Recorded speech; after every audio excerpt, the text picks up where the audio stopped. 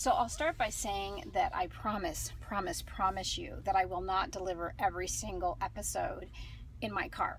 However, I do spend a lot of time in my car, mostly because I live far from pretty much everything, and also because I have several kids who need to be places, just like I do.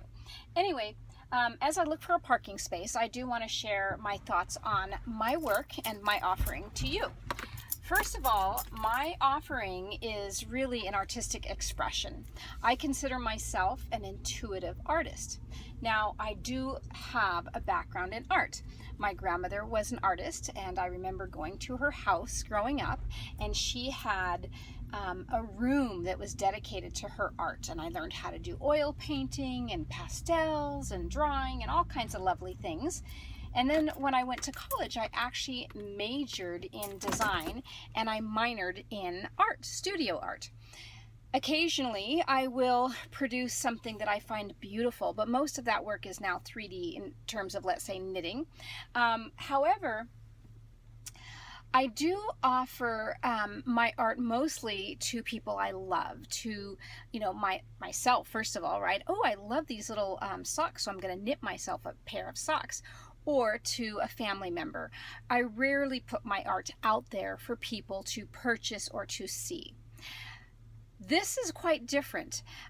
In addition to being an intuitive artist in which I am doing a one-on-one session, I'm really working for my client to help them align with who they are. This particular offering that I'm creating with this show is more or less a creative flow of who I am bringing through in an expression of what I do in an artistic way. And that artistic expression may or may not resonate with you. And so if the style doesn't resonate with you, that's okay. And if it does, wonderful. I do want you to be open to hearing the message regardless of the style. The other thing I want to say is, as you know, viewing art is quite subjective. And I remember as a design student putting my work up on the board, and that was the time that people would use to critique one another. And I didn't necessarily want to hear the criticisms that weren't super constructive, right? Oh, you should do it this way, or maybe there could have been a little bit more of that. I could do that, but ew, that's ugly. So I will also say that as a human being who can reach these higher realms of consciousness in which I'm so connected to the divine and all is well, I have human feelings. And so sometimes those human feelings can be a little bit sensitive. So I'm about to park. I'm actually parked. I'm going to turn off my car. But I do want to talk to you a little bit about this idea of channeling. And so I just want to invite you into my office, and at some point I will invite you into my home, but not today. I do need to fold some clothes first and get them off the couch and make it a little bit more comfortable for guests, right? So anyway, like I said earlier, I wanted to share with you information about channeling. And why this is important is because many times when we are looking at an intuitive, we often believe that that person has more information than I do, the regular person, right? And in some regards, perhaps that's true, but in many ways, they're just a person who is utilizing a skill that everyone has. So I want to make that very clear. What I do in my work as an intuitive is I consciously tap into a realm that allows me to be as clear as I possibly can be as I bring forth information for whoever, my client or, you, right? However, I don't know anything more than you do. So what I want to be clear about is that when we are channeling information, we are simply allowing ourselves to be in alignment with whatever is out there with consciousness and clarity. What separates a everyday human being from a channel? Not much. The everyday human being, as my mom reminded me once, is a channel. We are divine beings in expression in a human form, right? So everything we do, everything we are is channeling the divine. It's just, it may not look so divine. So in a more conscious way, I have learned to bring forth information in which I have carefully tried as best I can to remove any opinions or thoughts of lower frequencies, let's say.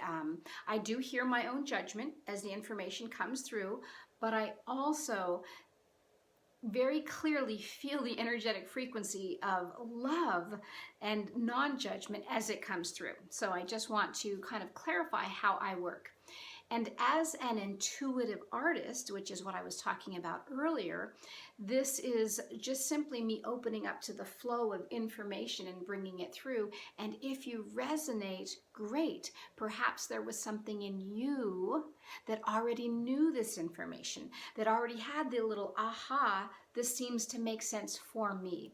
But it's not about me leading you and taking you to the places that you go, whoa, what is this person talking about? Now, that's not to say that you will always go, oh yeah, this totally makes sense. And there will be times that you may go, what is she talking about? I say that all the time. What am I talking about? I'm kind of rambling here, like now. So nonetheless, let's play this game and recognize that I am just bringing information through. There is nothing more than that. I'm human. I have intuition. You're human. You have intuition. Use it. This is part of your own empowerment, is to start using your own intuition to go, hey, this person resonates and this person doesn't. This information resonates, this doesn't. That's really the beginning of stepping into your own power. So with that, we'll talk next time that it feels like a time I want to sit down and chat. All right. One of the things I like about bringing my dog to the office is that she gets to tell me when she's ready for a walk. And now is one of those times. So we are out enjoying the crisp, cool weather and the smells of the field and the sounds of the neighborhood. As we do so, I want to share with you a little bit about this idea of being a mystic. I want to go to a very simplistic definition of mysticism. In this definition, it's simply someone who believes in the apprehension of spiritual truths that are beyond the intellect. So if you believe that there are some spiritual truths that can be obtained by people in some way, that are beyond the intellect, that aren't easily explained, let's say, by science at this time, then you are a mystic. Another definition is someone who seeks through contemplation to unite with Source or the divine. What is your definition of Source or the divine? When I was little, one of my most memorable moments was I had a strong knowing when my mom described God as, you know, each one of us as being our own God, of being God in some way, that felt kind of strange and big. But instead, this knowing and feeling and experiencing of God as pure love and light really resonated with me. Now, I'm not telling you this should be or is your definition of divine or source. It's mine. And if you are interested in uniting with the divine, with, for me, love, with light, with consciousness, then by definition, you too are a mystic. So the question is, what is the value of being a mystic in today's age, right? We walk our dogs, we take our ailing parents to the doctors, we run errands, we try not to leave our carbon footprint on the world. And yet there's this aspect of ourselves that we are keenly aware of. And as I see it, this aspect keeps arising, and it's urging us to look a little bit closer. It's inviting us in to discover, what does mysticism mean to you? What does spirituality mean to you? What is it about the unseen truths that are resonating in you? Now, in all honesty, I don't have the so-called right answers. I have lots of information that I just tap into, I guess is the word. And you do too. The question is, do you listen? Do you pay attention to what you're hearing, what you're feeling, what's resonating with you? And if you do you act on it? So professionally, I act on my knowing because I am an intuitive, and people pay me to be mentored or to give them a service and do a reading for them, and where they can ask questions and such. But does that mean that I put away my mysticism when I'm making dinner? Does that mean that I'm not seeking to unite with the divine?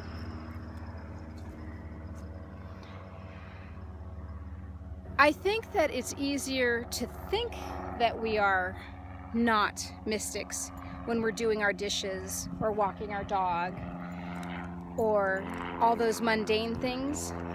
But the truth is, we are ever uniting, consciously or not, with love, with the divine, because it's who we are. So maybe this week you take some time to explore the word mysticism for yourself, to look it up online, to contemplate on it, to draw a picture of what it might mean to you, whatever comes to you. Have a conversation with a friend. And then start to ask yourself, inwardly or intellectually, am I a mystic? Do I see myself as one? Now, I'm not saying you should.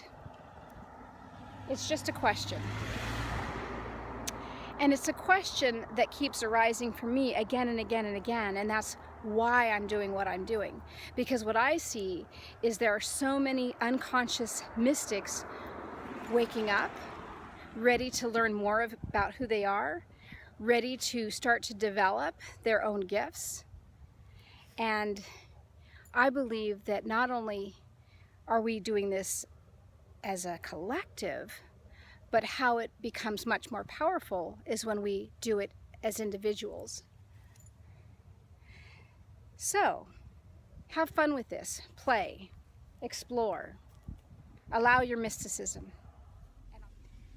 I want to summarize this particular episode with a few last points. And what I want to emphasize is just how special you are, just how unique you are. I want to emphasize that whether you can write or draw or dance, that you are an artist, in your own right, because you're constantly creating your life through your beingness, through your experiences. I also want to say that I don't care if you use the word or even like the word channeling. Again, channeling is who we are. We're channeling this personality through us. We're channeling anger through us. We're channeling, inspiration through us all the time, whatever that happens to be in that moment. So given that we are in this together, we can start to recognize what is it that we are channeling and how is it impacting others. And finally, to really look at this possibility that you too are a mystic. And not that I even care about that word. Sometimes we can get so caught up in the words and, well, what exactly does this mean? And what if I don't believe in that? I'm not inviting you to believe in anything that would really make you uncomfortable. I'm inviting you to play with the possibility that you have far more power, far more capacities, far more gifts than you perhaps recognize. And if you are recognizing them, perhaps you just haven't had anybody who said, I see you and I believe in you. And that's what I want to be able to do for you. So whether you're at the part of the journey where you're saying, who am I? And what are my gifts? And is there more to me? Is there more to life? Or if you are in the part that says, yeah, I know that I have these gifts. What do I do with them? How do I share them? How do I really impact my own life? So in this show, my intention is to not only keep encouraging you to do that, to keep believing in what you are bringing through, but to demonstrate how I'm doing it, what works for me, what doesn't work for me, not so that you can follow it, just so you can say, hey, I resonate with that, or, oh, I tried that once, it didn't work. That's funny that she'd really messed that one up. So whatever it looks like, it doesn't matter to me as long as we get to enjoy it together. And I really hope that you start to feel the resonance of my words, not because I want you to believe in anything I have to say per se in particular, but because I want you so much to believe in yourself. And I hope to work with you in such a way that we can enjoy our journey together as we come into our own power.